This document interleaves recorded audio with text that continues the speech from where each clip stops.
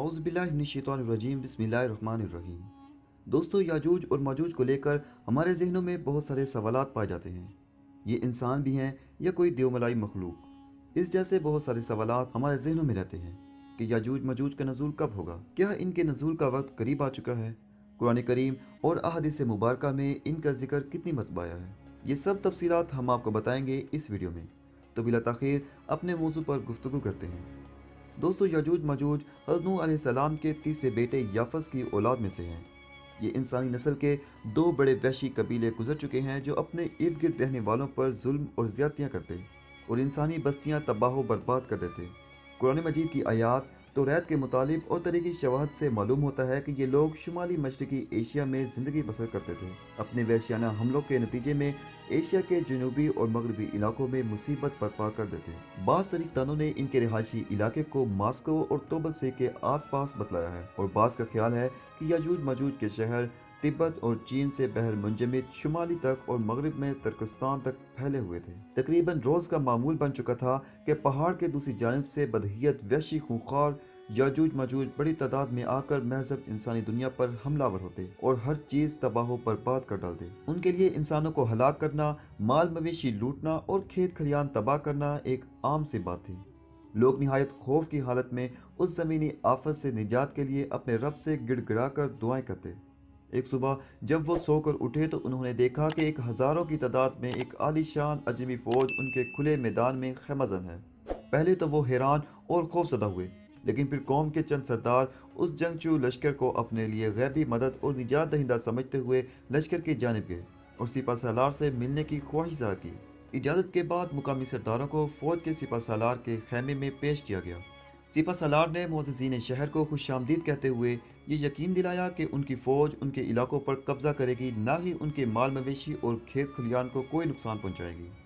मुकामी सरदार जंगी लिबास में मलबूस फ़ौज के सिपा सालार का हुस्न इखलाक और तर्ज मेहरबानी देखकर मुतमईन हो गए। लेकिन जब उनके सामने ये बात लाई गई कि वो दुनिया के अजीम बादशाह ज़ुल्करनैन से हम कलाम होने का शर्फ हासिल कर रहे हैं, तो वो हैरान हुए और दिल में सोचने लगे कि शायद ये शख्स कुदरत की जानब से हमारे लिए निजात दहिंदा बनकर आया है। सूरह कहफ की आयत 94 और 95 की तफसीर के मुताबिक सरदारों को सोच में गुम देखकर ज़ुल्करनैन ने कहा, ए मेरे काबिल एहतराम दोस्तों, वैसे तो मैं अपनी बादशाहत से बहुत दूर दियार गैर एक सफ़र पर हूँ, लेकिन अगर मैं आप लोगों की कोई खिदमत कर सकूँ तो मुझे खुशी होगी। बस यही वो लम्हा था जब उनकी दिली ख्वाहिश उनके लबों पर आ गई। उन सब ने एक दूसरे की जानिब देखा और फिर एक शख्स बोला, ए मेहरबान बादशाह, इस पहाड़ की दूसरी जानिब यजूज मजूज नाम की कौम रहती है जो ज़मीन पर बहुत फसाद मचाने वाले लोग हैं। अगर हम आपको कुछ खराज अदा करें तो क्या इसके इवज़ आप हमारे और उनके दरमियान एक दीवार तामीर कर देंगे? बादशाह ने कहा, मेरे काबिल एहतराम दोस्तों, रब ने मुझे जो कुछ दे रखा है वो बहुत बेहतर है।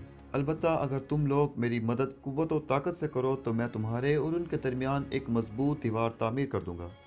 जुल्करनैन ने दोनों पहाड़ों के सिरों के दरमियान जो खिला था उसे लोहे की बड़ी मोटी चादरों के साथ पुर कर दिया। फिर चादरों को खूब गर्म करके उन पर पिघला हुआ लोहा, तांबा और सीसा डालकर उसे मजबूती से बंद कर दिया, जिसे अबूर कर याजूज माजूज का दूसरी तरफ इंसानी आबादियों में आना नामुमकिन हो गया। इस दीवार के आसार बहरे कस्पीन के मगरबी साहिल के साथ साथ दारियाल और दरबंद के दरमियान अब भी मौजूद है। ये दीवार 50 मील लंबी, 29 फीट ऊंची और 10 फीट चौड़ी है। आज से सैकड़ों साल पहले लोहे और तांबे की इतनी बड़ी दीवार तामीर करना यकीनन एक बहुत बड़ा कारनामा था। दारियाल रूस और जॉर्जिया के दरमियान एक दरियाई घाटी है। दारियाल और दरबंद के दरमियान रास्ता कोहिस्तानी दर्रों पर मुश्तमिल है।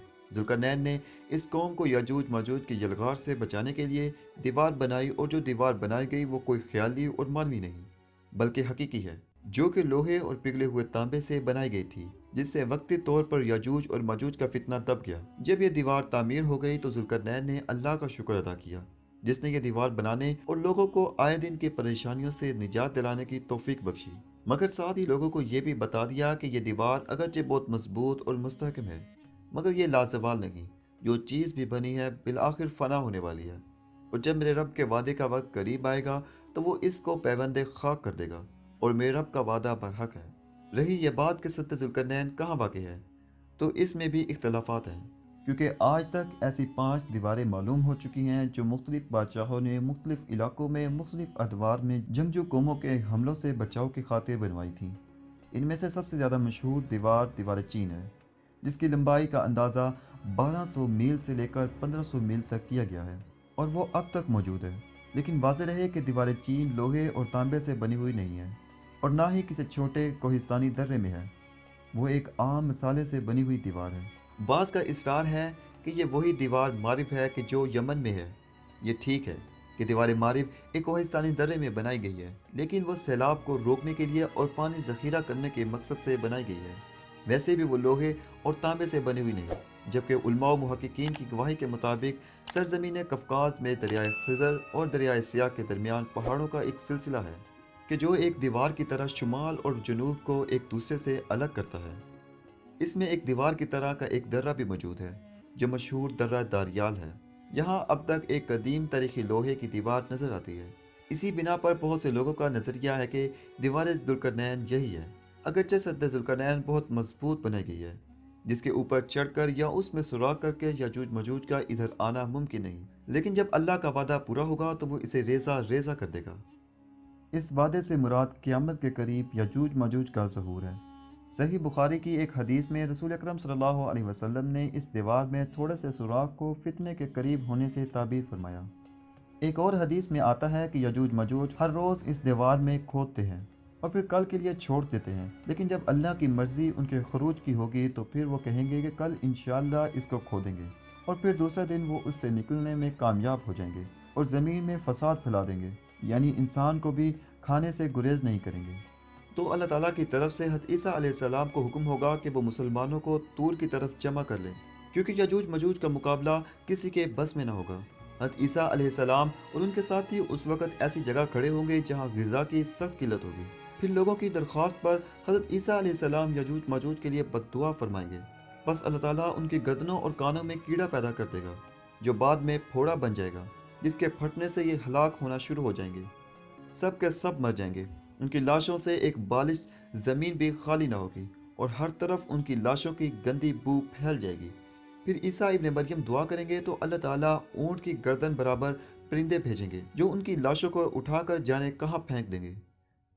پھر ایک بارش ہوگی جس سے کل زمین صاف شفاف ہو جائے گی اور ہر طرف ہریالی و خوشحالی ہوگی۔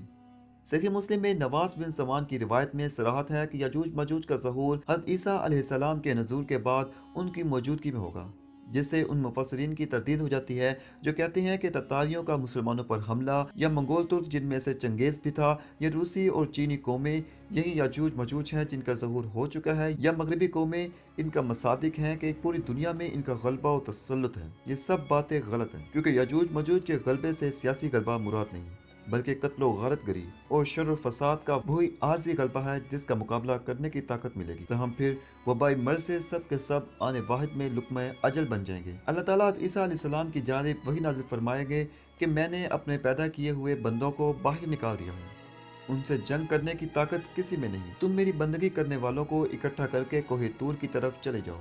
پھر اللہ تعالیٰ یاجوج ماجوج کا خروج فرما دے گا، وہ ہر اونچی جگہ سے امڑتے ہوئے آئیں گے، ان کی اگلی جماعتیں بحیرہ طبریہ سے گزریں گی تو اس کا سارا پانی پی جائیں گی، اور جب ان کی آخری جماعتیں گزریں گی تو کہیں گی کہ اس جگہ کسی وقت پانی تھا۔ بحیرہ طبریہ کو بحیرہ گلیل بھی کہتے ہیں۔ یہ اسرائیل میں میٹھے پانی کی سب سے بڑی جھیل ہے۔ اس کا محیط 53 کلومیٹر، لمبائی 21 کلومیٹر اور چوڑائی 13 کلومیٹر ہے، جبکہ جھیل کا کل رقبہ 166 مربع کلومیٹر ہے۔ اس جھیل میں پانی دریائے اردن سے آتا ہے۔ یہ وہ وقت ہوگا کہ جب حضرت عیسیٰ علیہ السلام اور ان کے ساتھی یاجوج ماجوج کے ہاتھوں محصور ہو جائیں گے۔ مستدرک حاکم میں حضرت عبداللہ بن عمر رضی اللہ تعالیٰ عنہ سے روایت ہے کہ رسول اکرم صلی اللہ علیہ وسلم نے فرمایا، اللہ تعالیٰ نے تمام انسانوں کے 10 حصے کیے، ان میں سے 9 حصے یاجوج ماجوج کے ہیں، ان میں سے باقی ایک حصہ ساری دنیا کے انسان ہیں۔ احادیث مبارکہ سے معلوم ہوا کہ سیلابی ریلے کی طرح پہاڑوں سے زمینوں پر یلغار کرنے والے ان بدحیت چہروں والے وحشی یاجوج ماجوج کی تعداد 1000 کی نسبت سے ہوگی، یعنی ایک مسلمان اور 999 جہنمی یاجوج ماجوج۔ پھر یہ جب زمین پر اتریں گے تو خالی ہاتھ نہیں ہوں گے، بلکہ ان کے پاس اس زمانے کا بہترین اسلحہ بھی ہوگا۔ ابن ماجہ کی ایک روایت کے مطابق حضرت نواس بن سمان رضی اللہ تعالیٰ عنہ سے روایت ہے کہ رسول اکرم صلی اللہ علیہ وسلم نے فرمایا، یاجوج ماجوج اتنا اسلحہ چھوڑ کر مریں گے کہ کمانوں، تیروں اور ڈھالوں کو مسلمان 7 سال تک ایندھن کے طور پر استعمال کریں گے۔ اللہ تعالیٰ نے قرآن کریم کی سورہ کہف اور سورۃ الانبیاء میں یاجوج ماجوج کا ذکر فرمایا ہے۔ جبکہ نبی کریم صلی اللہ علیہ وسلم نے مختلف احادیث مبارکہ میں اس واقعے کی تفصیلات بیان فرمائیں۔ صحیح بخاری میں یجوج مجوج سے متعلق 11 احادیث مبارکہ ہیں، صحیح مسلم شریف میں 7، جامع ترمذی میں 5، سنن ابن ماجہ میں 7، مسند احمد میں 6، مشکات میں 4 اور ابو داؤد میں 1 حدیث ہے۔ یجوج مجوج کے متعلق کل احادیث مبارکہ کی تعداد 47 ہے۔ قرآن کریم کی 2 صورتوں اور 47 سے زیادہ احادیث مبارکہ میں یجوج مجوج سے متعلق جو کچھ بیان کیا گیا ہے وہی حقیقت ہے۔ قیامت سے پہلے سد ذوالقرنین کا ٹوٹنا، یجوج مجوج کا محض دنیا پر حملہ ور ہونا اور ان سب باتوں پر یقین کرنا مسلمانوں کے ایمان کا حصہ ہے، جبکہ اہل مغرب اور یہود و نصارہ کا منفی پروپیگنڈا تعصب اور لا علمی کی بنا پر ہے، جس کا حقیقت سے کوئی تعلق نہیں۔ امید کرتے ہیں آپ کو ہماری آج کی ویڈیو پسند آئی ہوگی۔ ویڈیو پسند آنے کی صورت میں لائک، شیئر اور سبسکرائب ضرور کیجیے گا۔ انشاءاللہ دوبارہ ملتے ہیں کسی نئی ویڈیو کے ساتھ، تب تک اپنا اور اپنے عزیزوں کا خیال رکھیے گا۔ اللہ حافظ۔